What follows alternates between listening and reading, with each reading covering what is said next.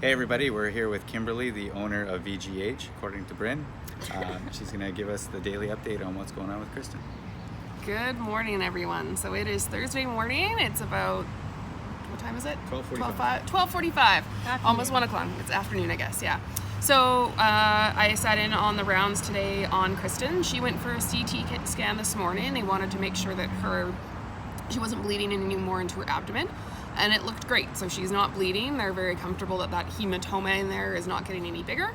She's still waiting to go for a Doppler, sort of an ultrasound of her leg, just to make sure that that's looking good as well, because there was initially a while ago, some pain in that area.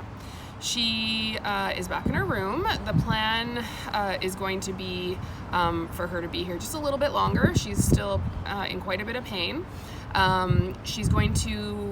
There was a bit of question about whether that hematoma that's in her abdomen should be evacuated. So they should go in surgically and clean it up. There's kind of a risk both ways.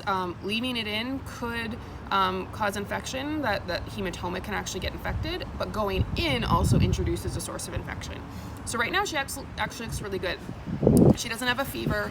Her blood cultures aren't showing any sign of an infection. She's on one single antibiotic they're going to leave her on. So the decision from vascular surgery today was that there's not a plan for another surgery to go in. Now, that may change in a few days or in a week, but right now it looks like she is status quo. From midnight, she had her hemoglobin done at midnight, and then at 6, and then again at noon, and it's been stable at 75 since then, so everything's stabilized, which is really good. Her biggest hemoglobin is the amount of red blood cells you have. I had mine tested on Tuesday when we went and gave blood, whatever day that was, and my hemoglobin was about 148, which is actually pretty high for a female.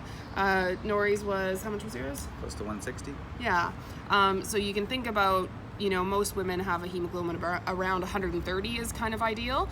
So she's sitting at 70, so almost half. Though I know she was kind of low to start with, but that just helps with circulating oxygen. So a big reason that has been feeling really tired is her hemoglobin's been low. Pain control is her other issue, so just still having quite a bit of pain, so she's not taking as deep of breaths as we'd like, she's not moving around as much as we'd like, so they are upping her pain medication and going to try and do that as well. She's on just a little bit of oxygen, which makes sense because she's still got some fluid around her lungs. And finally, she does have a tube feed in, so we know that she hasn't really been eating very well for about a month. Even when she was doing really well on the ward, she was only having sort of half a sandwich here or there, and gummy bears if you could get them, find them. So they are going to be doing intermittent tube feeds just to kind of top her up based on how much they can get her to eat, and then give her some extra calories, because she does need all the strength she can get. Bryn, did you have any other questions? I don't believe so. You don't believe so. Nori? All right. Thank you guys, and we will be updating you tomorrow. Yeah.